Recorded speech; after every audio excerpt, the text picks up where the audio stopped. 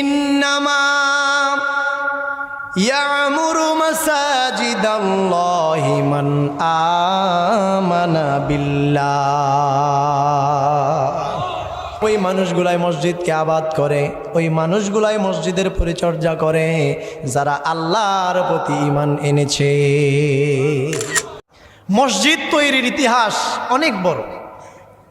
আল্লাহ রাব্বুল আলামিন কোরআনে বলেন, ইন্না আউওয়ালা বাইতিন উদিয়া লিন্নাস। পৃথিবীতে মানুষের তৈরি সর্বপ্রথম ঘর, মানুষের জন্য ঘর হলো আমার খানায়ে কাবা।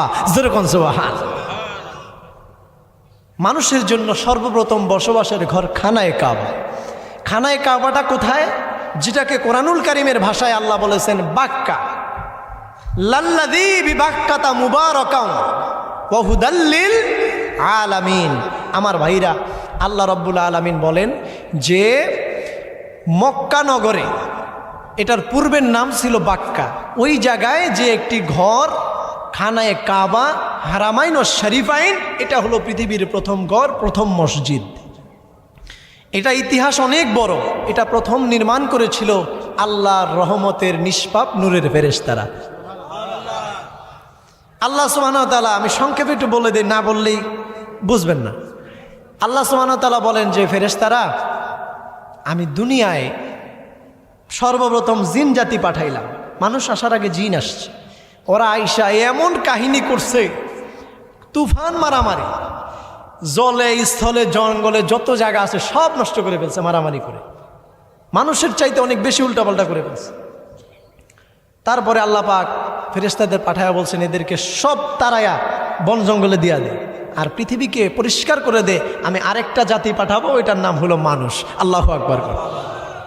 ফেরেশতারা কয়, আল্লাহ ওই জাতি যায় যা করছে, এই যে জিন জাতিরা যা করছে, আপনার হুকুম অমান্য করছে, আবার আপনি মানুষ বানাইবেন, তারা না জানি কোন কাহিনী ঘটে। আল্লাহ কয় যে ফেরেশতারা, আল্লাহ কয় যে তোরা, আমি যা বুঝি তোরা তা বুঝোস না, আমি যা জানি তোরা তা জানোস না। ফেরেশতারা কয়, আল্লাহ গো, আমরা আপনার কথায় আপত্তি করে কোন বড় ভুল করে ফেলছি, কি করবো এখন? এই যে খানায়ে কাবা, এই বরাবর ঠিক উপরে আকাশের মধ্যে একটি মসজিদ আছে, যার নাম হলো বাইতুল মামুর। যেরকম সুবহানাল্লাহ। এই বাইতুল মামুর মসজিদে ফেরেশতারা নিজেরা উদ্যোগ নিল যে আমরা তো কোনো গুনাহ কোনোদিন করি নাই, আল্লাহ মানুষ বানাবে, আমরা ওইখানে আপত্তি করে করছি আরেক ভেজা। এখন যদি আল্লাহ কষ্ট পায়, আল্লাহর যদি কুদরতি মনে কষ্ট পায়, তাহলে তো আমাদের সমস্যা হয়। তো ওনারা সকলে মিলে সিদ্ধান্ত নিল যে আমরা এই বাইতুল মামুর মসজিদটাকে 7 বার তাওয়াফ করব। 7 বার তাওয়াফ করে আল্লাহর কাছে এইটাকে উসিলা করে কান্নাকাটি করবো। সুবহানাল্লাহ বলেন। দেখেন, ওইখান থেকেই কিন্তু এই কাবা ঘর 7 বার তাওয়াফ করা চলে আসছে। ফেরেশতারা বাইতুল মামুর মসজিদকে 7 বার তাওয়াফ করলো, করে আইসা কান্নাকাটি করলো, আল্লাহ আপনি মানুষ বানাইবেন, আপনি তো আগেও জানেন, পরেও জানেন, বর্তমানও জানেন, ভবিষ্যতও জানেন। মানুষ যা করে করুক আল্লাহ, আমরা গুনাহ করি নাই এতদিন, কিন্তু আপনার কথার সাথে আপত্তি করে তো আমরা বেয়াদবি করে ফেলছি। আল্লাহ আমাদের ক্ষমা করে দেন। কোন আল্লাহু আকবার। আল্লাহ জিনিসটা পছন্দ করলেন যে আমার কাছে খালি ক্ষমাই চাই নাই, ক্ষমা চাওয়ার আগে একটু ইবাদত কইরা নিছে। সুবহানাল্লাহ। তা আল্লাহ রাব্বুল আলামিন বললেন, ফেরেশতারা যা, এই জিনিসটা আমি এতটাই পছন্দ করলাম, ঠিক ওই বরাবর নিচে জমিনে একটা ঘর বানায়া দাও।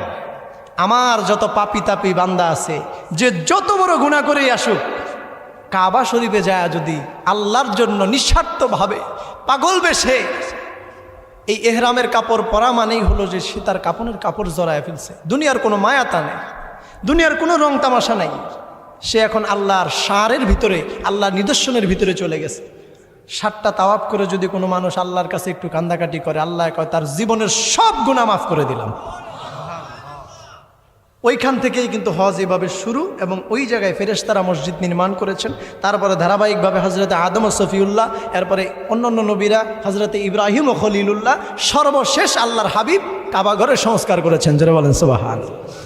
এই ঘরের একটা অংশ হইল সারা পৃথিবীতে যতগুলা মসজিদ আছে সবগুলা, কাবা শরীফ হলো মূল শাখা, কর্পোরেট অফিস, হেড অফিস, আর সারা বাংলাদেশ, সারা পৃথিবীতে যত মসজিদ আছে সবগুলা হলো ব্রাঞ্চ, সাব ব্রাঞ্চ, কাবা ঘরের একটা শাখা। আপনি বলবেন হুজুর আমার তো হজ করার সামর্থ্য নাই, আমি কি করব? আপনি হজ করার সামর্থ্য নাই, আপনার বাড়ির পাশে যে মসজিদ আছে আপনি যদি ওইটার একটু খেদমত করেন, একটু যদি ঝাড়ুও দিয়া দেন, একটা ইটের দামও যদি দেন, আল্লাহ রব্বুল আলামিন বলে ওই ব্যক্তিকে আমার কাবা ঘর খেদমত করলে যা হইতো, আমার কাবা ঘর তাওয়াফ করলে যা দিতাম, আমার কাবা ঘরকে ভালোবাসলে যা দিতাম, আমার কাবা ঘর তাওয়াফ করলে যা করতাম, তার বাড়ির পাশের মসজিদের সেবা করার কারণে, মসজিদের খেদমত করার কারণে, মসজিদে ইবাদত করার কারণে, মসজিদ আবাদ করার কারণে আমি আল্লাহ তাকে কাবা ঘর খেদমত করার তৌফিক দিয়ে দিব। কাবা ঘর খেদমত করার মর্যাদা তাকে বুলন্দ করে দিব। বলেন আল্লাহু আকবার। সূরা আত-তাওবা, এই তাওবার ভিতরে আল্লাহ পাক 18 নম্বর আয়াতে বলেন, ইন্নামা